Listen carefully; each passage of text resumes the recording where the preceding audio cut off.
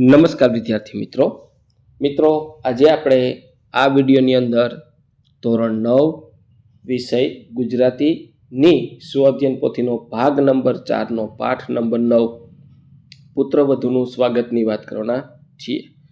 અહીંયા મિત્રો સ્વઅધ્યયન પોથી ભાગ નંબર 4ના પાઠ નંબર 9 પુત્રવધુનું સંપૂર્ણ સોલ્યુશન છે। આવા જ સોલ્યુશન મેળવવા માટે આપણી ચેનલને સબસ્ક્રાઇબ કરો અને આ વિડીયો તમારા મિત્રો સાથે શેર કરો। તો જોઈએ પાઠ નંબર 9 પુત્રવધુનું સ્વાગત। અહીંયા સર્જક અને કૃતિની ઝલક આપી છે। અહીંયા વિભાગ બી નીચેના જોડકા યોગ્ય રીતે જોડીને ફરીથી લખો। તો પહેલા પુત્રવધુની સરખામણી, તો બ લક્ષ્મી અને પુત્રવધુનું સ્વાગત, તો એ ક ગીત। ત્યાર પછી પ્રશ્ન 2 બ નીચે આપેલા વિકલ્પમાંથી યોગ્ય વિકલ્પ પસંદ કરી ખાલી જગ્યા પૂરો। કવિના મતે પુત્રવધુનું ઘરનું ખાલી જગ્યા છે આંગણું। ચોથું, અમે બે કુળને ઉજાડીએ છીએ। પાંચમું, કવિના ઘરની ભીતો સૂની છે। અહીંયા મિત્રો ઓપ્શનમાં જૂની શબ્દ છે ત્યાં ભૂલ ભરેલું છે, અહીંયા સૂની શબ્દ આવે છે।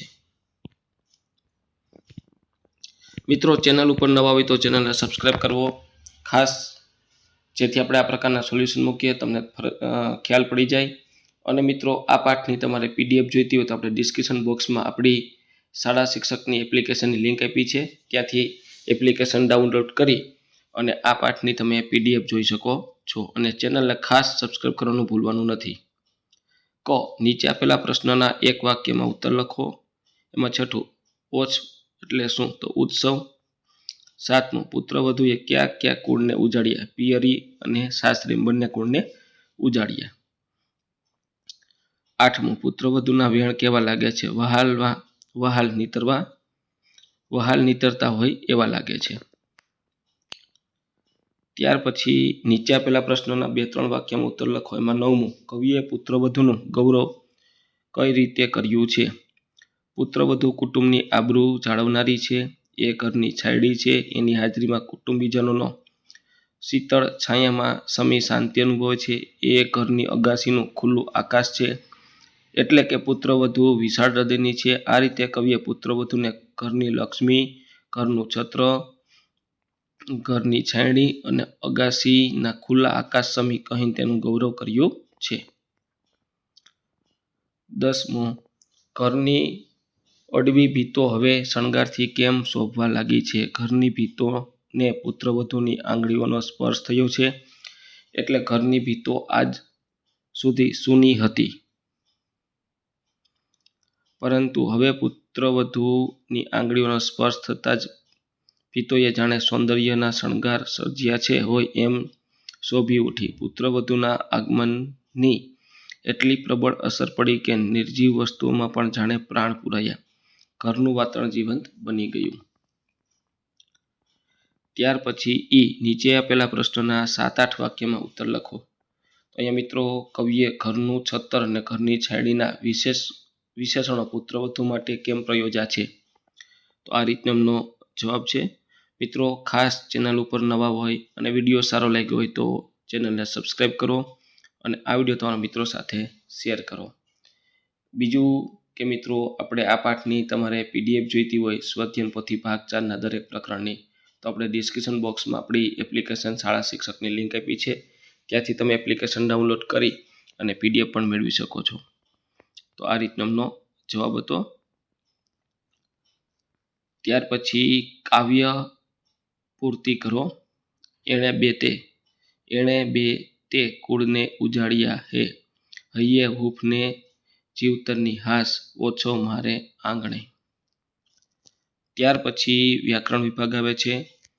એમાં 12મું, નીચેના શબ્દોની સાચી જોડણી શોધીને લખો। સુગંધ, ટહુકાર, એ જે મેં અંડરલાઈન કરી છે એ સાચી જોડણી છે।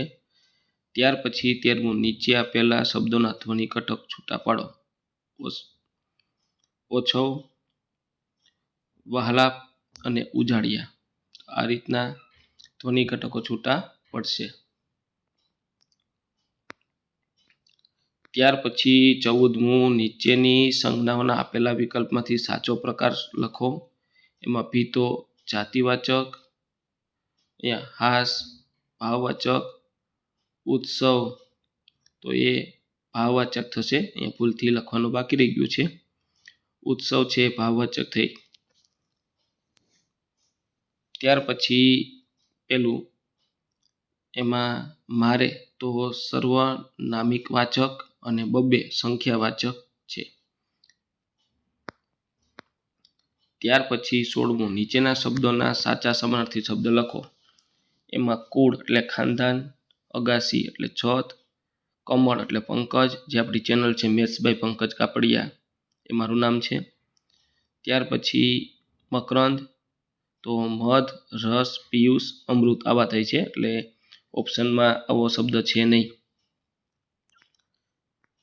ત્યાર પછી 17મું નીચે આપેલા શબ્દોના વિરુદ્ધાર્થી શબ્દ લખો. છાયડી એટલે તડકી, ખુલ્લું એટલે બંધ. ત્યાર પછી સુગંધમાં પૂર્વ પ્રત્યય છે, જીવતરમાં પર પ્રત્યય છે અને ટોડલિયો છે એમાં પણ પર પ્રત્યય છે. ત્યાર પછી 19મું નીચેના શબ્દ સમૂહ માટે એક શબ્દ લખો. કુટુંબ, ઘરનું ઢાંકણ, છત, આદરપૂર્વક આવકાર, સ્વાગત. 20મું નીચેનાના રૂઢિપ્રયોગનો અર્થ આપી વાક્ય પ્રયોગ કરો. કુળને ઉજાડવું એટલે કુળની પ્રતિષ્ઠા વધે તેવું કાર્ય કરવું. પુત્રવધુ લક્ષ્મીએ બબ્બે કુળને ઉજાડ્યા. ત્યાર પછી 21મું નીચેના શબ્દના લિંગ ઓળખાવો. એમાં શણગાર પુલ્લિંગ, હૂફ સ્ત્રીલિંગ, જીવતર નપુંસકલિંગ. ત્યાર પછી 22મું નીચેના વાક્યોના કાળ ઓળખાવો. લાવ્યા સો કલમની સુગંધ ભૂતકાળ, એ તો ઘરનું છત્તર વર્તમાનકાળ. ત્યાર પછી લેખન વિભાગ આવે છે. મિત્રો ખાસ વિડીયો સારો લાગ્યો તો ચેનલને સબસ્ક્રાઈબ કરવાનું ભૂલવાનું નથી અને પીડીએફ માટે આપણી એપ્લિકેશન શાળા શિક્ષકની લિંક આપી છે, તે ડાઉનલોડ કરીને પીડીએફ મેળવી શકો છો. નિબંધ લેખન કન્યા વિદાય એક કરુણ પ્રસંગ. કન્યા વિદાય હિન્દુ સમાજમાં લગ્નોત્સવનો અંતિમ અને સૌથી ભાવાત્મક પ્રસંગ છે. આ ક્ષણમાં આનંદ અને વિયોગ બંને ભાવનાઓનું અનોખું મિશ્રણ જોવા મળે છે.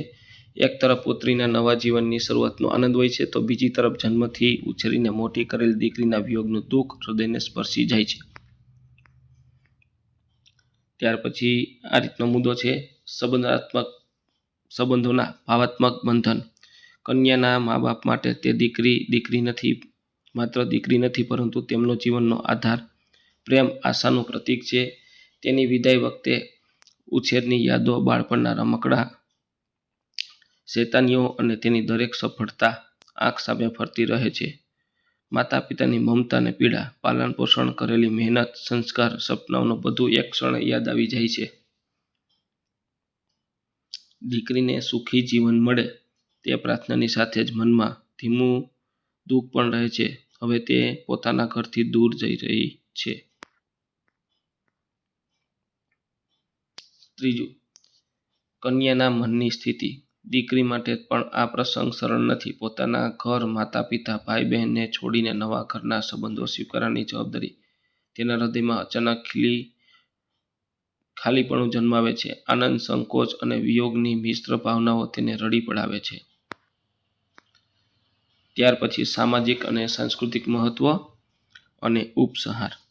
તો મિત્રો આ તો આપણું ધોરણ 9 વિષય ગુજરાતીની સ્વઅધ્યયન પોથી ભાગ નંબર 4ના પાઠનું સંપૂર્ણ સોલ્યુશન જોયું. મિત્રો આવા જ સોલ્યુશન મેળવવા માટે ખાસ આપણી ચેનલને સબસ્ક્રાઈબ કરો અને આ વિડીયો તમારા મિત્રો સાથે શેર કરો. બીજું કે મિત્રો આપણે અહીંયા ડિસ્ક્રિપ્શન બોક્સમાં આપણી એપ્લિકેશન શાળા શિક્ષકની લિંક આપી છે, તે ડાઉનલોડ કરી અને આ પાઠની તમે પીડીએફ મેળવી શકો છો.